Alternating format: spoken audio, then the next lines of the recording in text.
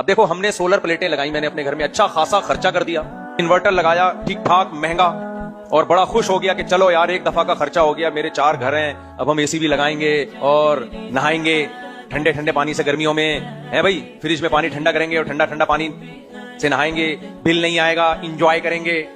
जैसे ही मैं सोलर प्लेटें लगा के फारिग हुआ कि नेट मीटरिंग के जरिए हम के इलेक्ट्रिक को बिजली, जो इजाफी बिजली होगी उनको देंगे और बिजली बचाएंगे, गवर्नमेंट ने पॉलिसी क्या कर दी, वो इंतजार कर रहे थे ये लगाए तो सही। गालियां तो बहुत निकली दिल से। अब वो इन्वर्टर डब्बा है मेरे लिए, कोई ले ही नहीं रहा मुझसे। मैंने तो लाखों में खरीदा था वो, मैं कोई पब्लिसिटी नहीं कर रहा कि कस्टमर आए, मैं तो मिसाल दे रहा हूं। क्योंकि नेट मीटरिंग का सिस्टम जब यहां खत्म हो गया तो वही इन्वर्टर जो 6, 7, 8 लाख का होगा, अब वो कोई भी नहीं लेगा। वो कहेगा अब हमने करना क्या, क्योंकि वो वाला जो इन्वर्टर है ना, जो नेट मीटरिंग के लिए, वो अलग होता है, और जो बैटरियों वाला है वो अलग। तो फिर 2022 से लेकर 2025 तक लड़की वालों ने ये बात बोली कि आप लोग अपने घर वालों को ले आओ, वरना अगर आप नहीं ला रहे तो हम कहीं और कर देंगे। फिर तो 2025 के एंड में मैंने निकाह लड़की से कर लिया। उनके लड़की वाले थे, वो लोग राजी हो गए थे। वो लोग राजी हो गए थे, उनके घर वाले थे, तो मैंने निकाह कर लिया। पर जब मैंने निकाह कर लिया तो उसके 2 महीने बाद मैंने घर पे ये बात बता दी कि मैंने निकाह कर लिया है। तो अब घर वाले राजी नहीं हो रहे हैं, वो बोल रहे हैं कि उसकी रुखसती यहाँ नहीं होगी। कोई बात नहीं, अलग घर ले लो यार। नहीं, तो वो बोल रहे हैं कि ठीक है, अगर तुम हमसे अलग हो गए तो तुम माँ बाप को छोड़ दोगे और तुम माँ बाप की फिर बद्दुआएं लोगे। बहुत इजी हल है, अब तक इतना आपने नहीं सीखा, इतने अरसे से बयान सुन रहे हो यार, तो ऑटो पे हो जाना चाहिए आप। उसको अलग रखें, एक और कर लें घर वालों की मर्जी से। इसमें कौन सी इतनी रॉकेट साइंस नहीं है। घर वालों को बोले आप बताओ कौन सी चाहिए, ये चाहिए, ये चाहिए, ले आओ।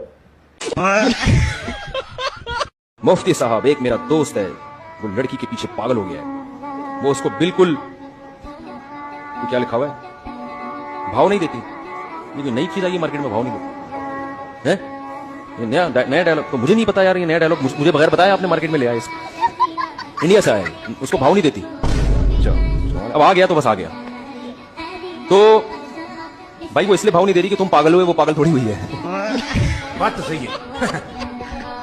ठीक है ना, तुम पागल हुए हो, वो पागल नहीं है, तो उसको चाहिए कि भाव बिल्कुल भी नहीं। और ऐसे लोग कहीं अच्छी जगह शादी कर लेना तो इनकी खोपड़ी दोबारा सेटिंग पे आ जाए। ये सारे फसादात हैं निकाह ना करने के, शादी ना करने के अजाबात हैं, और दुनिया इसका ये हल नहीं बताती, हालांकि इसके अलावा कोई हल है नहीं। तो इसलिए निकाह करो भाई। बेगम के साथ फजूल बातें करो, इबादत है। आई बात समझ में? उसको टाइम दो, उसके साथ गैर फजूल बातें हो ही नहीं सकती। काम की बातें बेगम के साथ करोगे पड्डा हो जाएगा। कभी भी बेगम के साथ काम की बातें मत किया करो, फजूल बातें बिल्कुल न सर ना पाओ। बेगम करेले गोश्त तो हमने सुना था कि लोग पकाते हैं, आज आप पकाओ हलवा करेला, बस न सर ना पाओ। वो थोड़ा हंस लेगी, फिर बोलेगी क्या हो गया, फिर आप टाइम। हलवा और करेला मिक्स हो सकते हैं? ना वो करेला रहेगा ना वो हलवा। आप ये बोले बेगम तुमने जो मेरा बनाया हुआ है आज वो बना दो, तुमने जो मेरा हशर नशर बनाया हुआ है, खिचड़ा बनाया हुआ है आज। यार ये टिकटॉक भी बहुत दफा अजीब चीजें आती हैं। एक वीडियो आई भी, सिलेंडर में आग लगी, एकदम बंदे ने उसको लपेटा तो वो बुझ गई। उसको एक ट्रिक आई, आईक्यू लेवल बहुत तेज था, अंदाजा हो गया कि आग कैसे बुझाई जाती है। घर में आया, बेगम बहुत बोली थी, ये एकदम यूं लपेटा उसने, टुप। उसने कहा यार जबरदस्त तजुर्बा है। खैर, मैंने तो को एजुकेशन में यूनिवर्सिटी में पढ़ना इतना आसान कर दिया है, हम तो टेंशन ही खत्म कर दी। उलमा तो बयानात में ये करते हैं, नज़र की हिफाजत करो, को एजुकेशन में किसी को ना देखो, कोई अच्छी लग रही है तो बहुत गुना मिल रहा है आपको, यूं यूं। मैं कहता हूँ जो अच्छी लग रही है निकाह का पैगाम बेच के शादी करो, इतना आसान कर दिया ना। शादी हो गई, दोबारा अच्छी लग रही है उससे भी कर लो,